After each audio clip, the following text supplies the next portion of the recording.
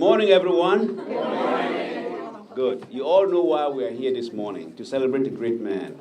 But before we start, we're going to call on Reverend Sharon Walker to give us a blessing. Please join with me in a moment of honoring silence of our beloved, one who we knew as Clinical Associate Professor of Medicine, distinguished clinician, exceptional teacher, caring mentor, and friend, in Dr. Spiro Demetis.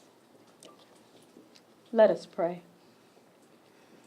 Source of all that we are, good and life-centering Spirit, eternal King and gracious God, as we gather here together in commemoration and in honor of Dr. Spiro Demetis on this significant and special day, we are indeed thankful. And although he departed this life unto sunset on August 14, 2015, a day that we believed had come too quickly, we are indeed thankful today that we are able to relish in thoughts concerning all of what he has done with us. We thank you for the memories of his life, his service, and, oh God, his legacy. Be with each of us now as a divine invited presence as we seek to dedicate, to reflect, and to remember your servant leader and an incredible physician for a race well run.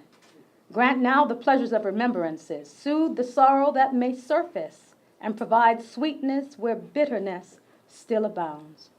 Move about this gathering, reminding us of the commitments that we've each made to caring service, and help us to know that there are still advancements that we must make, boldness that we must follow, tenacity that we must have, so that we can indeed follow the roadmap that was left for us. Grant this family joy unspeakable.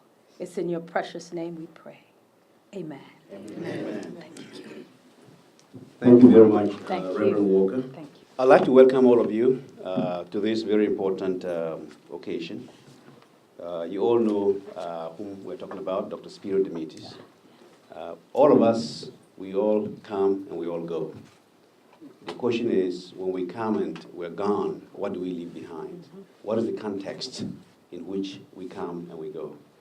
We come in the context of families, so we want to thank the family for sharing Dr. Demetis with the University Hospital of Brooklyn, Kings County Hospital, and the VA Medical Center. So let's give an applause to the family.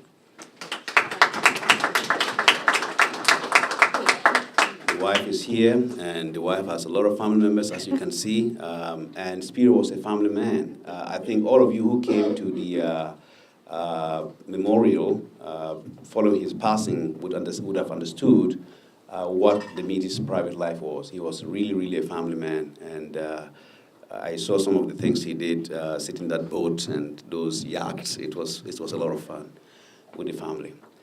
There's also another context, professional context, which is what he did in the building, in the hospital. He created a culture of excellence. And that culture of excellence, Dr. Lucchese was reminding me, started in 1984.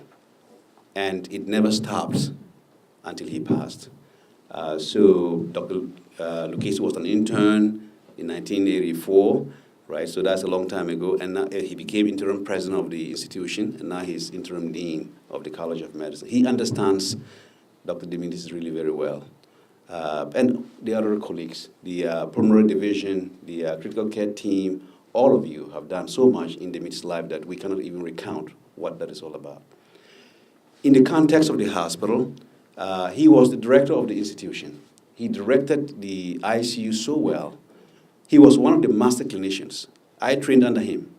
There was no case you gave to Demetis that he couldn't make a diagnosis. Just tell him the story, he makes a diagnosis. That is the kind of person that we lost. And we are so proud of him, proud of you, the family sharing him with us. He is very difficult to replace, and we will always remember him in that context. And there's another context, and that context is the professional context of research. Dr. Demetis was the chief of the division, of the pulmonary division. Besides being director of the ICU, he was also the academic chief of the division. He led the academic mission for many, many years, more than 20 years. And it's very difficult to have a fellowship program, run an academic fellowship program, graduate about 7 or so fellows. That's a huge program every year. and release them into the system all over the United States. I think during his tenure, he must have graduated over, if you multiply 7 by 20 years, that's a lot of doctors this guy has trained, and they are all over the country. That's a significant contribution that we will never be able to pay back. And unfortunately, his life was so short. But the quality of that life was not short. It was very, very high. I know we have a lot of people to talk today. So I am going to go into the program by calling Dr. Lucchese first to make some comments. Thank you, Mark. Good morning, everyone. I can't look at this side yet. I knew Spiro Demetis in actually 1985. I was an intern, and he was my resident. And he was brilliant, hardworking, and he really cared about every single patient he took care of. He stayed late. He came in the middle of the night. He checked up on me to make sure that I was okay. He taught me a lot. I knew this was going to be tough. Thank you. Thank you. He was a great doctor. He was a great person, and we were very lucky to have him. And he left us much too early. I want to thank the family because I'll probably retire from here many years from now, hopefully, and I'll be going to between now and then, I'll be going to the ICU many times to see patients, to talk to doctors, and I'm going to take a look at that plaque every time I walk there. It's going to make me feel better. I'm sorry. Thank you. Thank you. Thank you.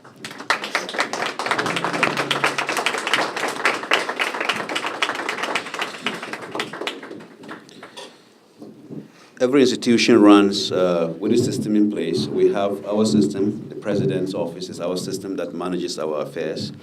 On behalf of the president, we have Dr. Kidron Nguyen, who is the senior vice president and chief of staff, to make some comments on behalf of the president.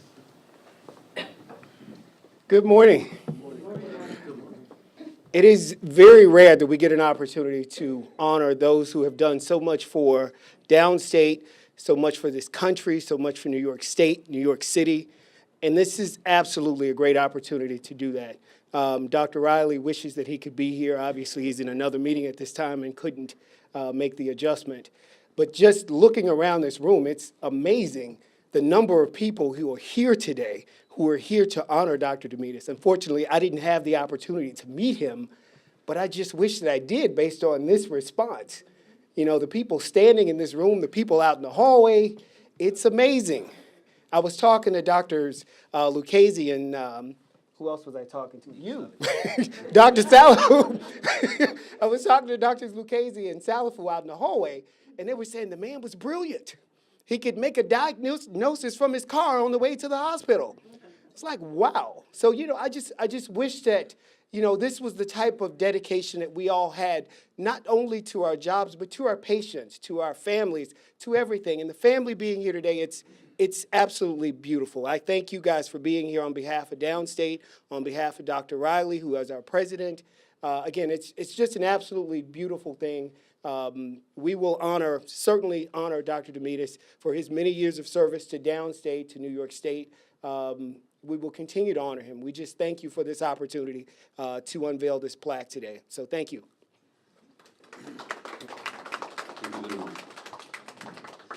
I just wanted to give a few more minutes before I make a remark on what Dr. Lucchese did at the podium. What he did was incredible, and that actually reflects the true spirit of Spiro Demetis. When he passed, it looked like the earth stood still. That's what happened on the day he passed. Downstate was down, and it took some time before we recovered.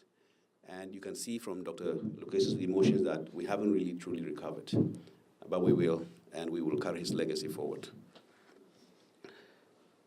One of the contexts that I mentioned before is the context of professional relationships, and I want to call on Dr. Bradley, Tom Bradley, to come and give some remarks.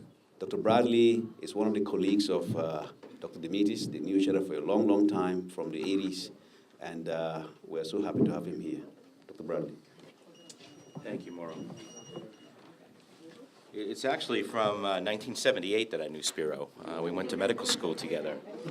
And we have many, many, many long memories. I left here 16 years ago, and I still have feelings for the place. I noticed the walls are still blue and gray. This is a little different in here, but Spiro was a great friend of mine, and we had some wonderful times together, both in the institution and outside the institution. And he was a true mentor, as you already heard about the number of fellows that graduated under his tutelage over the years. And a mentor is defined as an experienced and trusted advisor, and he certainly was. There's no debating that at all. But he was a mentor to others as well. We had, in my office, where I am now at Northwell, I have multiple pictures on the walls of Spiro and I, after fishing trips, admiring our catch, okay? And we went down the Florida Keys about twice a year for many years. And we brought enough fish back to feed the Demetis family for about 6 months. So when the freezer started to go low, it was time to go fishing again. And I see those pictures every day, and I think about him every day, actually. He's a great friend, and I miss him so much. My son Terrence is amongst the students here that he mentored. Terrence looked up to him in such a great way. And Terrence is currently a leukemia attending at the University of Miami, just having finished his fellowship this year. Spiro also taught me a lot of things, a lot of meaningful words in Greek, which cannot be muttered here. But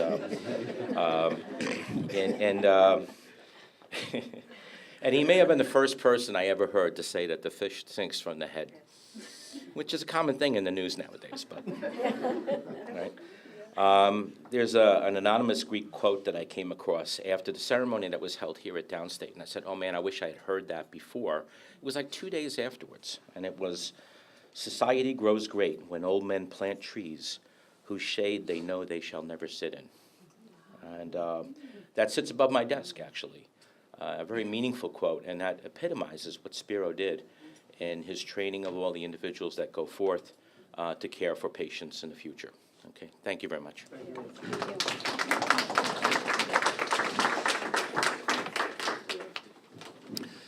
So another context is how do we continue the excellence in education for the fellows, for the division, and for the students and residents, the academic environment.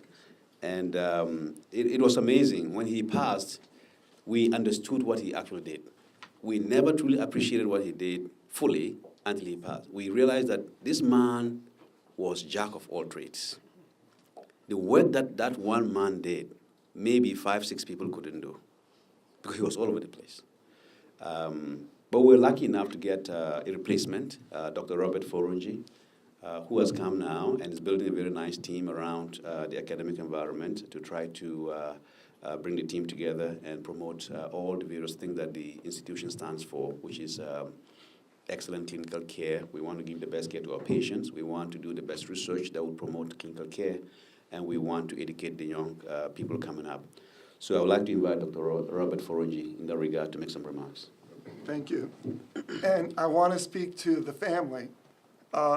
This is a very emotional day for everyone. I didn't know him or have the opportunity or pleasure to know him personally, but I know him through the feelings and the love and the warmth he engendered in other people. This is a day that took too long to occur. Nothing happens fast at Downstate. Perhaps 3 years is laser fast for Downstate. What you will see is that time hasn't and never will diminish the love, affection, and respect that people have for Dr. Demetis. And the one thing that I want to make sure everyone understands, this is not a memorial plaque. When you say the word memorial, it implies that the person belongs to the past. I would argue that now more than ever, Dr. Demetis belongs to the present and the future. He lives on in the people that he trained, that he inspired, from our administrators to our faculty, to our trainees, and to the patients. The patients loved Dr. Demetis. It is quite a challenge to try to fill his shoes, one that I only hope I can come halfway good at doing. He lives on in his family. This is a beautiful family, and this is a family that will change the world as well. And anytime any patient receives excellent care here, receives compassion, true caring, they will know Dr. Demetis, because that's what he inspired and challenged us all to do. I also will say that the Demetis Fund is going to be used for research, and that will be another way that he will continue to reverberate in the future by transforming the lives of his patients, by engendering new treatments and new therapies to alleviate suffering. So Dr. Demetis was a huge life force. A life force like that can never be extinguished. And I assure you that he lives on here and in Brooklyn forever. Okay.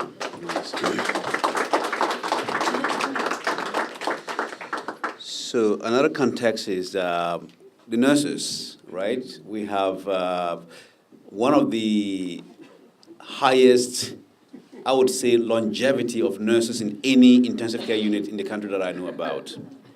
Our nurses are stable.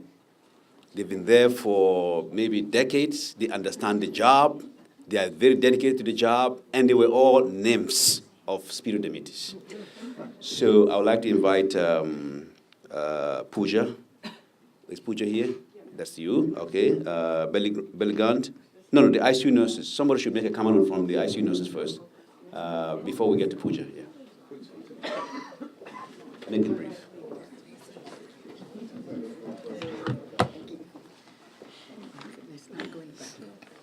Dr. Demetis never let being a doctor stop him from being who he truly was, a hero to all of us. The MICU staff, the ICUs, to our families and our friends. He never hesitated or second-guessed when asked for an opinion, special favors, his expertise, or anything that was important to his staff. He worked tirelessly and never gave up on his patients, regardless of the projected outcomes. He was always sharp, on point every waking day of his life, but we called him brilliant. He was always frank and sincere to every walk of life he encountered, a straight talker for straight understanding. Dr. Demetis treated everyone with respect, from our cleaner to the president of the hospital. He had respect for everyone. Everyone was a VIP. Dr. Demetis was irreplaceable. We only hope to try to uphold his legacy. His work was completed here with us. However, God had greater plans for him in heaven. You truly are missed, our Dr. D. Thank you.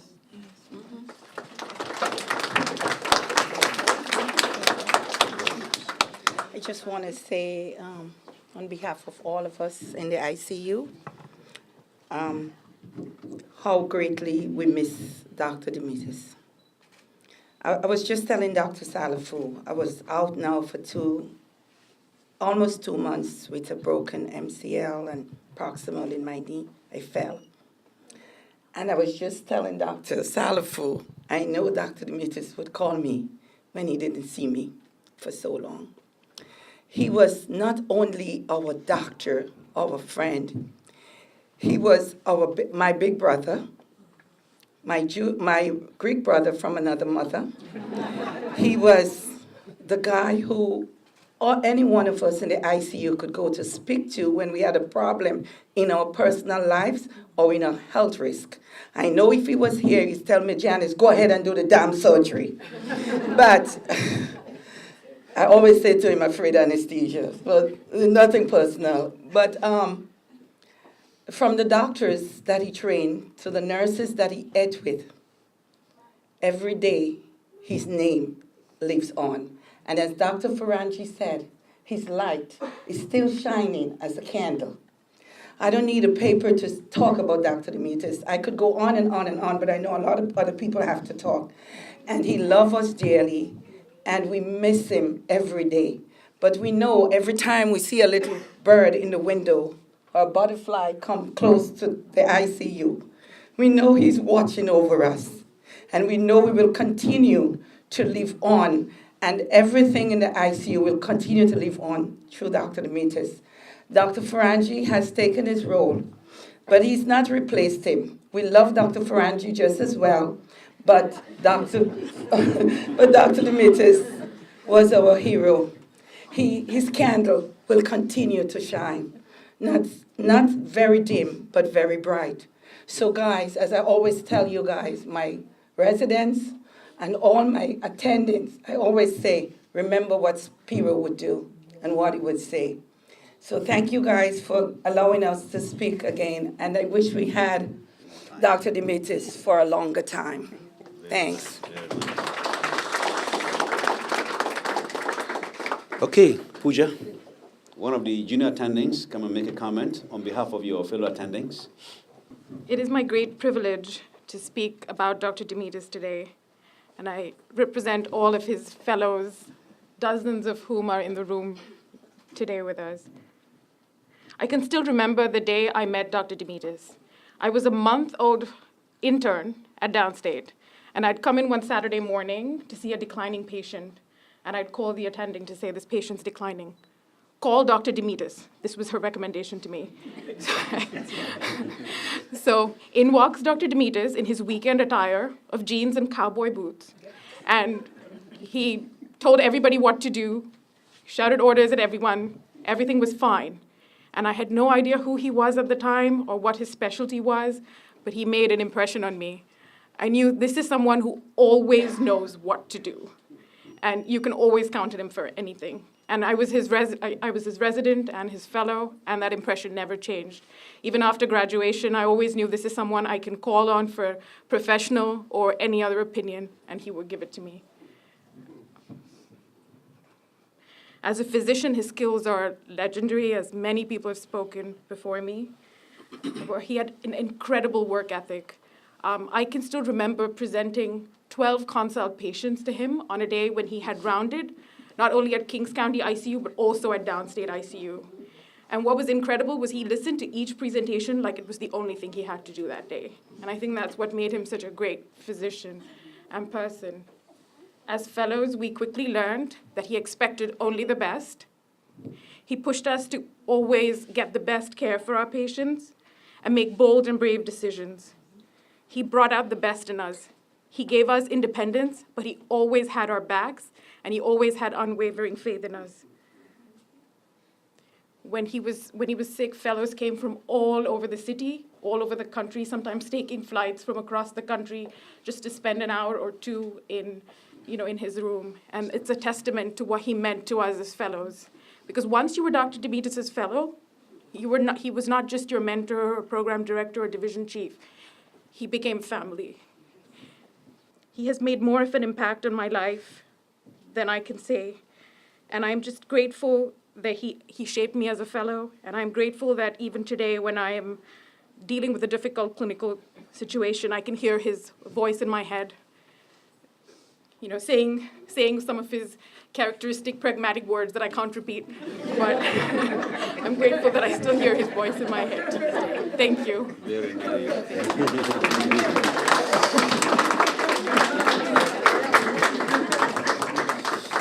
Very nice. Thank you, Pooja. Thank you for that emotional contribution. We now call on James Mahoney. James was one of his best friends on campus.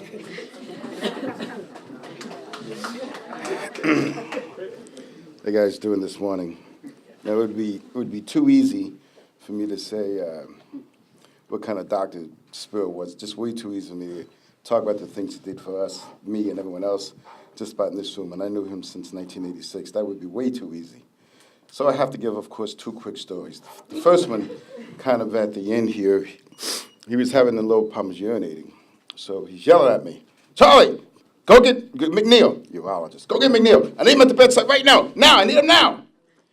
His daughter's sitting on the windowsill there, and she said, "Daddy, why are you yelling at him? He's doing everything you want. Why are you yelling at him?" Then he gives me a little love. He says, because Charlie Mahoney's never let me down. No, you don't think that's the end of it, do you? No. He turns slowly. God damn it, Charlie, why are you still standing here? January of this year, so this year, January, I'm at the Kings County driveway right there in front of the county. And somebody comes up to me from behind and says, "How you doing?" I said, "I'm in my trunk." I said, "I'm all right." She says, "You don't know me." I'm going like, "No, I don't." He says, "But you're well known from where I come from." I'm like, "What is this? What this guy just talking about?" She says, "Everyone knows who you are because of your association." I'm like, "What?" He says, "Let me ask you a question, my man." He said, "Do you still ski?" And I'm like, "What?" For those of you who were at Dr. Demetis' memorial, you probably know what I'm talking about. I said, "No, not anymore," but I still don't understand. He says, "Well, everyone kind of knows who you are because we did see the Dr. Demetis' memorial, and everyone knows because I'm from Lutheran, which is where we know Dr. Demetis also worked, and we all know that you're Dr. Demetis' bitch."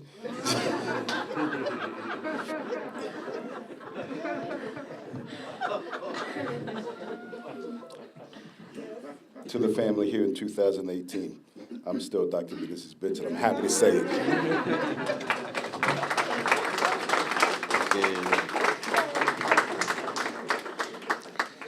So we're getting to the end of the program. We're trying to get everyone here out of here by 10 a.m. So the next thing I want to say is that nothing really happens without people in the trenches making things happen.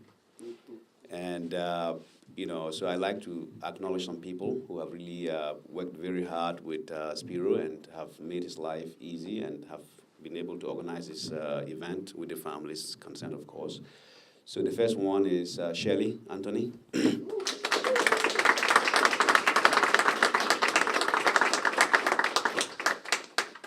And Brittany. She's new to us, Brittany. Very nice. And of course, our magical lady for the Department of Medicine, Joshila Crandall. The Office of Philanthropy helped us along the way. Thank you very much. And all of you who have helped to make this occasion successful, thank you very much. And of course, the family. We are now very close to unveiling the plaque. Shelley, can you come over? Give us additional instructions. Okay, so as I'm just going to quote what Dr. Forunju said. This is not a memorial plaque. This is for us to remember Demetis as we knew him.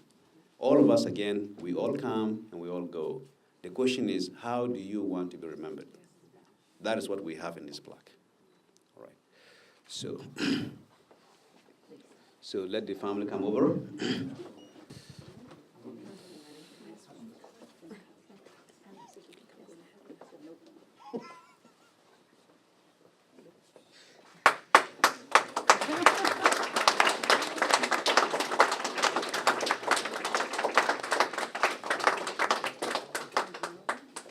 All right, read it for us, Shelley. Dedication, Spiro Demetis, MD, Clinical Associate Professor of Medicine, Director of the Medical ICU, SUNY Downstate Medical Center, years of service 1991 to 2015. Distinguished clinician, exceptional teacher, caring mentor and friend to all. Inspired by his vision and zest, we are dedicated to keeping his memory alive and continuing his mission of delivering exceptional quality care to the critically ill. Shortly before his untimely death, Dr. Demetis shared the following words with his medical team and trainees who cared for him while he was hospitalized. "I would like to leave you with these words: communication, compassion, dignity. Communicate with your patients and they will lead you to your diagnosis. Never lose your compassion for human suffering. When there is nothing more that you can offer, give them the ultimate gift of dignity." Yes.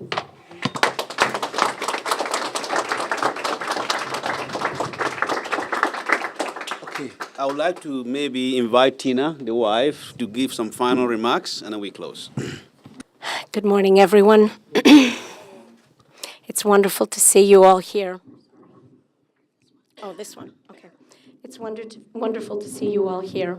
I'm a little hoarse, excuse me. But I must say, it is beautiful. You spoke so eloquently, as you always have, and so warmly and so lovingly. And my family and I tremendously appreciate this. But I have to say, what Spiro used to say, like my downstate staff, there is no other. My beautiful nurses who are at my side, he would always say the success of a doctor is his right hand. His nurse is his right hand. And I love them. They're there when I need them, always attending, always caring, always wonderful. To my fellows, I know, Tina, I drive them insane, but that's the only way you can do it, okay? I know I bring them to the point of breaking, but they know they can come to me. I keep telling him, stop being so nasty over the phone. I'm hearing you. He goes, no, we have to do that. But that's who he was, and you knew who he was, and you loved him, and by your words, I really appreciate that. That's wonderful. To his, oh my God, to all the wonderful people who trained with him, who were with him throughout the years, thank you so much. He spoke about you. I know my family from little kids used to say, we know who these people are, Dr. Lucchese, Dr. Mahoney, although they had never seen you in real life until maybe some events at parties or at the hospital.